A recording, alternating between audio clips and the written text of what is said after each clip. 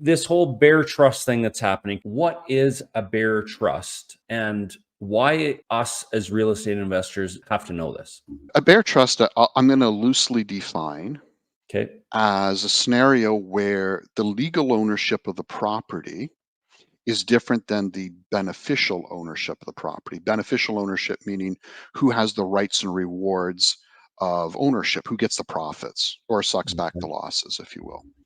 Okay. And so commonly this is going to be the case where there's a joint venture, in that often not all of the parties are on legal title with that joint venture, or it may be quite a number of real estate investors will acquire personally based on the advice of somebody at a financial institution, for example, and have beneficial ownership in the corporation because they wanted all the tax benefits to the company itself. And so again, it's a bare trust that exists.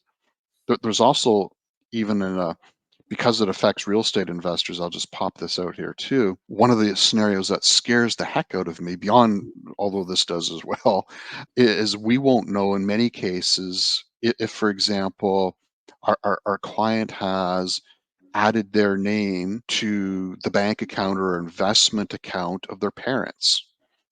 And so they're trying to do, for whether it's probate reason or practical taking care of the parents or children, minor children, same scenarios, just happens to spring out more so with elderly parents. All of a sudden, again, legal ownership has perhaps a son or daughter, and then one or more of the parents. They've got like a traditional liquid portfolio, some stocks, some mutual funds, whatever. Well, that income is going to go to mom and dad, but the next generation is trying to help them, and depending physical and mental capacity of the parents, to various degrees. But forgetting all the reasons why, it's still a bare trust.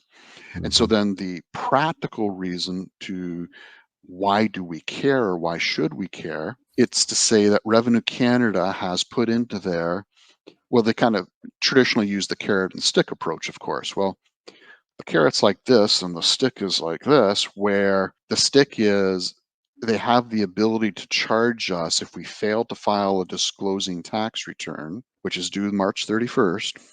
March 31st falls on the weekend, so it'll be the Monday, but you get the picture. But they can charge us 5% of the value of the property or assets in that trust as a penalty. And odds are they're not going to audit it the first year. They're going to wait for 3 years. This is a traditional example. Audit us for 3 years. So we got 5% for 3 years, i.e. 15%. It's financially crippling. We like to think that Revenue Canada will be more lenient, and they've certainly announced that they do not intend on prosecuting cases to the full degree they could where there's been an inadvertent mistake or missed filing. My concern is my definition of inadvertent is probably very, very, very different than the auditor's definition. And of course, it's not defined how to do that. It's an administrative concession that has no basis in law. And so all of a sudden, we're at the mercy of Revenue Canada. So someone who chooses not to file, I mean, so be it. We're all big boys and girls, but that's a potential crippling impact to our portfolio, trying to raise 5, let alone 15% of the value of a property. Exactly. And those fees would be non-deductible, making it even more expensive. So it is quite a stick that Revenue Canada has. There's certainly been a lot of talk, including my own team and myself, and fantasizing about them sort of doing what they've done with the UHT, in the sense of backing off and finding out there is a lot of paperwork that all of a sudden hit them. And I think they realized that the vast majority of it was completely useless, waste of time. I think that's what's going to happen with these disclosures as well. But unfortunately, I don't have the ability to change the rules. We're just trying to follow what we can. And it's so easy for Revenue Canada to check these things, particularly if they use a model of really looking at, instead of a blanket audit, checking out in the years of dispositions how things were reported, and then fishing backwards, because then it's really easy for them to do. And so to what degree they do, or how they're going to move along in that, we've certainly noticed how they've handled the UHT. Mm-hmm. Um, This conversation seems very similar to the conversation we had on the UHT. it is, and I do think it's a colossal waste of time for, generally speaking, for Revenue Canada. And it's also affecting not just Bear Trust, but also what I'm going to call normal family discretionary trusts. To me, it's also a waste because with a family trust, we're supposed to file a copy of the trust agreement, which outlines who the settlor, the trustees, the beneficiaries are in the first year of filing. So Revenue Canada has copies of everything. They're just choosing not to go and look at them.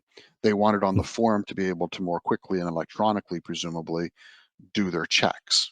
It's not that the information was hidden.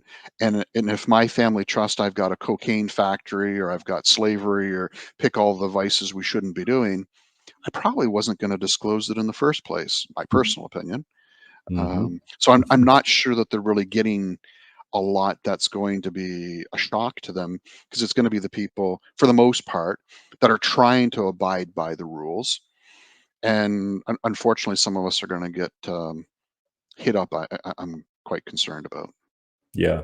So penalties can be big. I'm going to give you a scenario, George, and this is a property that we actually did this a few times back in 08, 09, somewhere in there, where we had properties in a corporation that are owned by a corporation, but we went to go refinance them, pull out some equity, etc.